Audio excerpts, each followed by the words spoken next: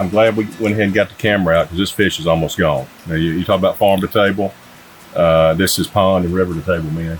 I'm here with Jeffrey Hardy and John Harden, two great friends of mine, two of our leaders with Southeastern Land Group associate brokers, and run Kentucky and Georgia.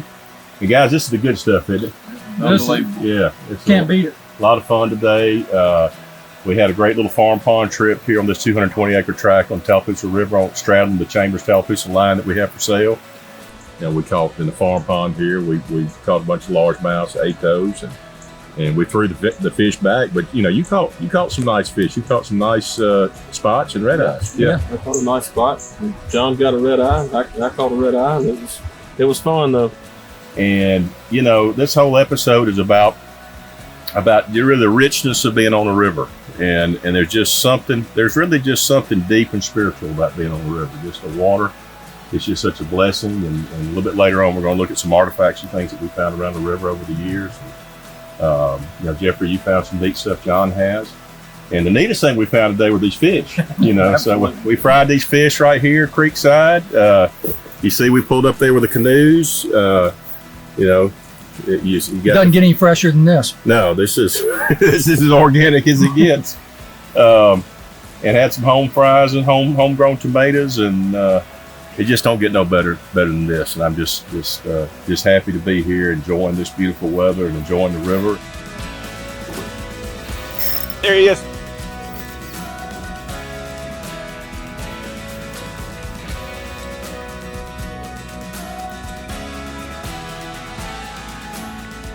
What you got to do here, Marcus, is you got to keep these little ones out of a pond.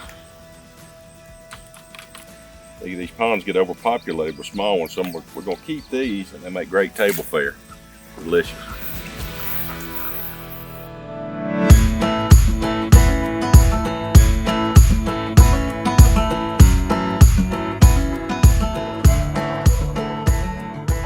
This river behind us is you know, kind of comes out of North Georgia and not a lot of industry, and it's just beautiful. Especially, you know, right now the river level's dropping, it's clear, and I can't think of any other type of fishing that I would rather do.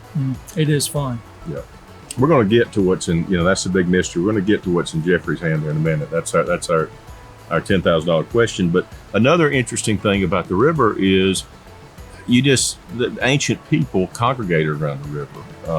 You know, the farms were on the river, and before that, the indigenous people on the river, the Creek Indians were here for a long time, and we've all found stuff, really interesting things in and around the river over the years in our business with Southeastern Land Group. And I just brought a couple today, and I'll give these to you, John. These are some things that you found in some of the creeks in this part of the world close to the river. Tell us about that.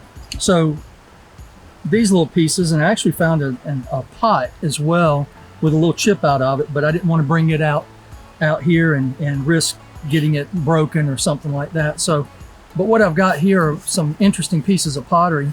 I don't know if you can pick up the detail that's on this stuff, but Indians would take fern leaves, and while the pot was still wet, they would put markings on it and then let it dry. And this is some of those pieces that I found in creeks nearby here, not too far from here actually.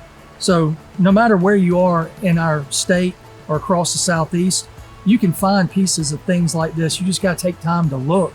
And Dave's got some interesting pieces as well.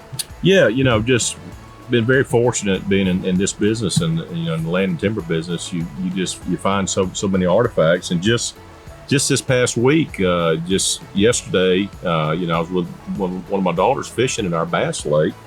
There's a tributary that flows into the Tallapoosa River, Sandy Creek, and we were just fishing, and I found a nice arrowhead. You know, this is a nice little arrowhead here, and you can tell. Now, this is not one of my. I left some dirt on it on purpose. I didn't clean it up. It's quartzite, and it's amazing to me how they were able to shape this hard quartz. It's right. Really amazing. You know, we've got a guy that works with us, Tim Baker, who does a lot of stuff with flint, but it's unbelievable how they could work this quartz. And then I was up on the northern part of Lake Martin where the river hits, and another piece of property last week, and I've got to figure out what this is. I know the Indians made this because of the edge. I don't know whether this is a reject where they were trying to make a tomahawk, or spear point, and they threw it down. Or this may have been sometimes they would actually that's how they would do a knife, would be like that. Or it actually could be the edge of a tomahawk or some sort of axe. It's real unusual to find that in quartz. You normally find that in other materials. And I just find we've all found tons and tons of arrowheads. Here's a bigger one that would be kind of a part of a spearhead. It's quartz. And then these are more fluted, what you call little bird points. Bird points. And most of my good ones I've got in a case. These are not my best stuff, but these are just little bird points. And you can really tell the ones, you find a lot of rejects, but you can tell the ones that were used because how they work the edges. If they took the time to work the edges and make the little indentations, and that's actually, sometimes we find chips and pieces all the time, which I think were just rejects. They started one and threw it down.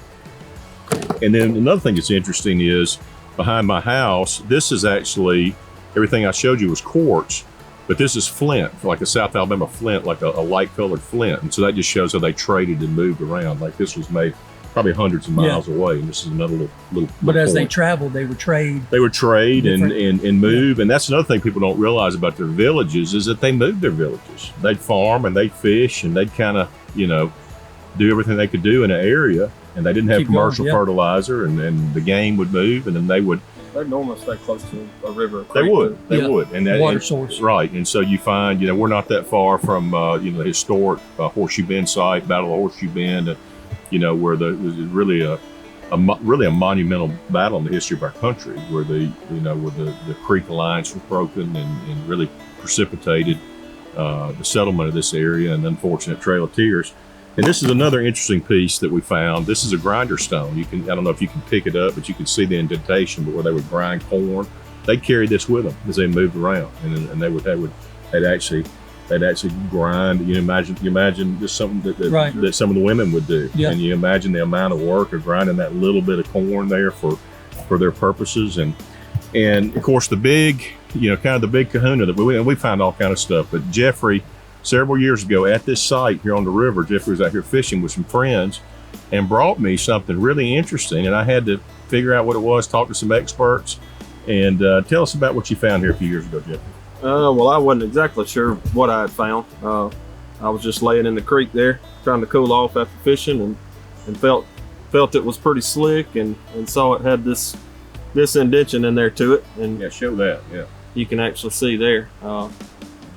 And David found out that it's actually petrified wood. Yeah, you can see the wood grain on the backside. That was laying, buried in the sand in the river, and it's just amazing what all you can find out there. Thousands of years old. Yeah. What are some things that just to y'all personally that make a piece of river property like this 220 acres that we have for sale here in Tallapoosa County on Tallapoosa Chambers County line, and most of it's in Chambers? What makes a tract like this so special? I think for me is that I've been fortunate enough to come out here quite a bit, and I've brought my wife, I've brought the dogs, I've brought four-wheelers, fishing, friends. You can do anything out here. I've turkey hunted out here, I've fished out here, just relax, come cool off on a hot day like it is today, and that's what having a piece of water means to me. Yeah. It's just a experience to share with friends and family. That's what it is, and these are memories that your kids will remember for a long time, because it's not something that everybody can do all the time, and to have that outdoor experience where they can share it and tell it. Hey, what did you do this summer? Well, hey, I went and camped and I did this at a cool river and we caught fish and this and that. Whereas maybe somebody else traveled to a foreign country. That's great. This is in your backyard, and this is an opportunity to share what God's given us here. I've been able to travel a little bit. Been to Europe, different places around North America. I can't think of anywhere else I'd rather be. I mean, there's just an adventure in having a river tract like this. It's just an absolute adventure. You don't know what's around the next corner. There's a mystery to it. There's just something about that sound. This tract's been in my family for quite a while. My father's owned this for many, many years, and we hate to sell it. It's just the kids have grown and gone, and I can remember great memories tent camping right where we are with the children when they were younger, and we'd canoe down from Randolph County down here into Chambers County, and just tremendous memories. And we're gonna pass it on to somebody else, but we're going to stay on the river. We're going to stay on the creeks of Alabama, guys, and I can't think of two fellows I'd rather spend time with.